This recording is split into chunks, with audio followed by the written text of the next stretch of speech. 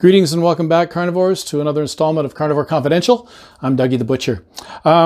This time of year, we're approaching Thanksgiving. Canadian Thanksgiving and American Thanksgiving celebrated on two different dates. Not really sure why. I think the Canadian Thanksgiving is perhaps a celebration of the fall harvest, as well as the American.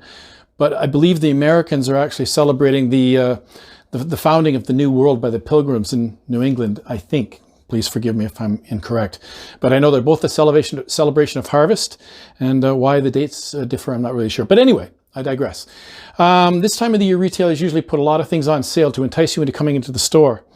And notwithstanding, prime rib is usually one of them. Last year, I picked up the prime rib for $10.69 a kilo, I believe it was.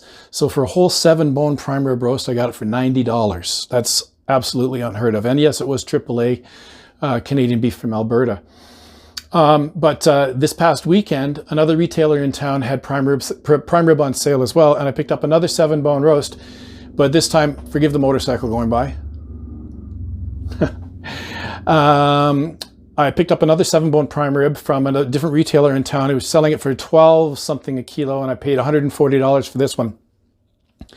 The difference between this one and the one I bought last year is this one is cap on. The one I bought last year was capless. So that made it even a greater bargain if you find them without the cap, and they're like $10 a kilo. God, buy everything you can. But this, the one I bought yesterday, as I said, has the cap on it, which includes a little piece of the blade bone and 2 muscles on top of the cap, which sit on top of the ribeye.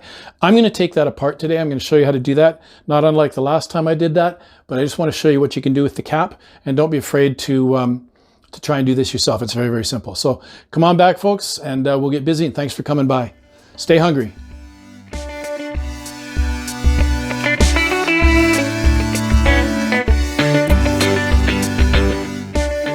Greetings and welcome back. Like I was saying downstairs, it's Canadian Thanksgiving next week, and this time of the year the retailers usually put things like this on sale. If you recall my prime rib video from a couple of, a month or so ago, I actually got that for $10.98 a kilo, and it usually runs north of $30. Anyway, that whole roast that I did before cost me $90. That would have been a close to $300 roast anywhere else at any other time of the year other than like Thanksgiving, Christmas, New Year's, Easter, high holidays like that where they put stuff like this on sale to bring you into the store. Anyway, what I've got is this 7-bone prime rib is a little bit different than the one I showed you before, because this one has the cap still on it. You see, here's the cap right here, and a bit of the blade bone right there. So what we're going to do today is I'm going to take this off, take the blade bone out, take the bones off like I did before, but just a little bit different because I'm going to have the cap to deal with. This is the cap right here, and I'm going to turn that into stew beef, or meat for a stew. Meat for a soup. So these, what you see right here, these are the bone felt from the feather bones on the back, and I'm just going to quickly take those off. Bear with me. Quickly take those off, because that bone felt's a little bit chewy, and you just want to skim that off. Again, safety first with the glove. Don't do this without one. Well, I mean, you can do it without one because they're fairly expensive to buy. This is about 150 bucks. And as you can see, I've got my cutting board on my non-skid pad again. I'm just going to take this off like so. Put this aside.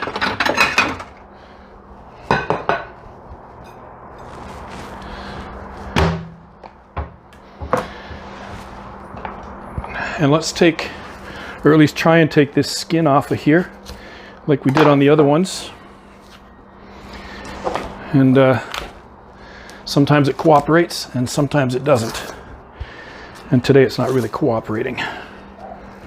So that's all right, because I'm going to roast these bones off to make a stock for the soup, the aforementioned soup. And all right. Now for a little bit more challenging part you might find a little more challenging, taking this piece of blade bone out. This piece of blade bone. And it's kind of easy to do because this side of the bone, the back side, the inside of the bone right here is flat. And the top side has a little bit of a curve to it. So we're just going to take it out like this. Go in and hug the bone, like so. Peel that back so you can see what you're doing. And right there is the edge of the bone, the edge of the cartilage. You can see it. So come in on the top side, and like I said, it's got a little bit of a curve to it. So again, we're just going to follow the bone, hugging it down, like so. And that piece of blade bone comes right out. You see? All right, so what's left here now is the cap, which I'm going to try and turn this so you can see what I'm doing. I'm just going to follow this seam right down through here, and this should peel right off, like so.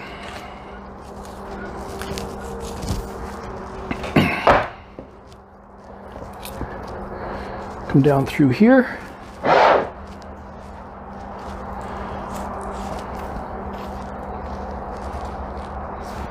And this cap should peel right off. Oops, almost lost my knife.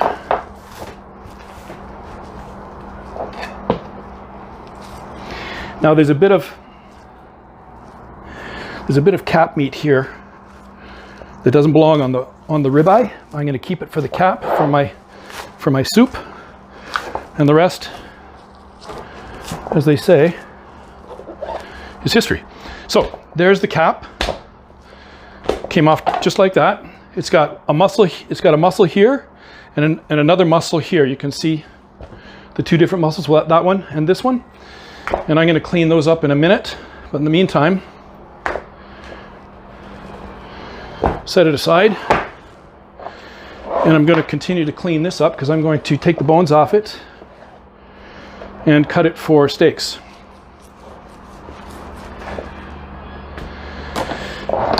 And again, taking the bones off. This is the ribeye right here. I'm just going to run my knife down that natural seam to the bones. And then we're just going to hug the bones.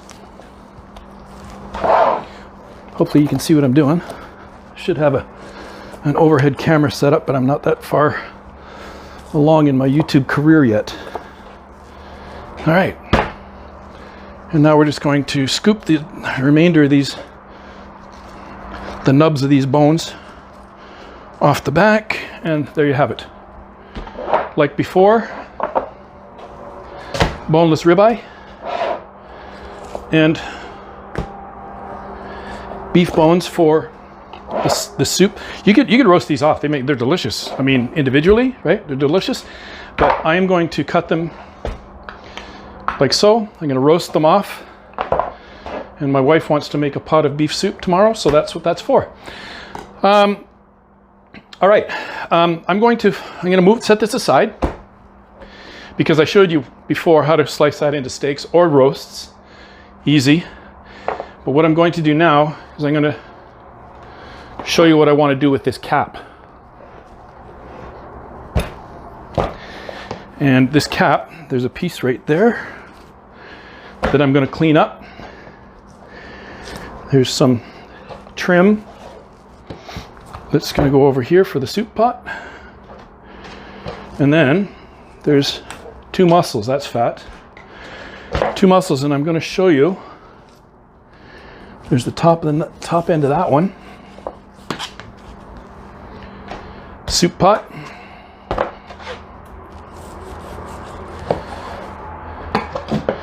Oops, that one hit the floor. Good thing my dogs are downstairs.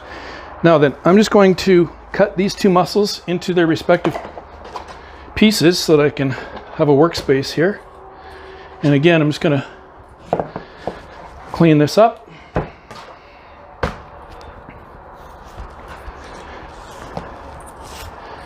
Like so.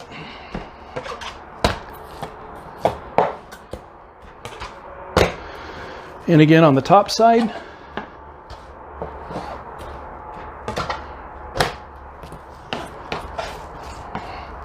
You can fast forward through this stuff. It's kind of tedious, but I'll show you the finished product.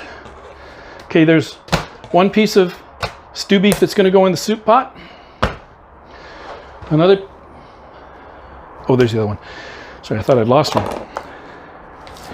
Here's another piece right here. Actually, 3 separate mussels.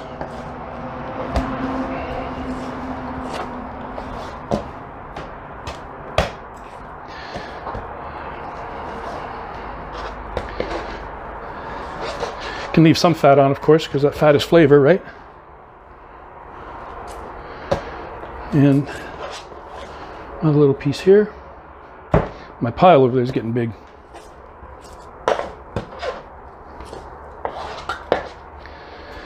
Okay, that's the soup pot. That is, rather. Now here's the other mussel. Here's the top side. Just going to skim the fat off of that, like so. Try not to go too deep. Same on the flip side. Well, actually, this isn't the flip side, this is the top side. All right, my plate's getting full. Okay, so we've got our pieces for the soup pot. We have our trim bits. I'm going to save this fat because I plan on making another video where I want to make some homemade hot dogs, and I'm going to need some beef fat, so I'm going to save that, put it in the freezer. I've got my ribeye, boneless, and I've got my 7 bones that I'm going to individually cut. And incidentally, if you wanted to make what they call a chef style roast or an easy carve roast, what you could do is once you've taken the ribeye off, put it back on the bones and tie it back on. That's typically considered a chef style roast or easy carve just because the bones aren't attached to the meat and it's really easy to carve after it's been roasted. All right, folks, so that's it. I'm going to button this up. Just wanted to show you what you could do with a whole prime rib. And if it happens to come cap on with a little bit of the blade bone still attached, it's easy to take out, real easy, just like I showed you. So stay tuned, folks, for another video next Thursday, and thanks for coming by.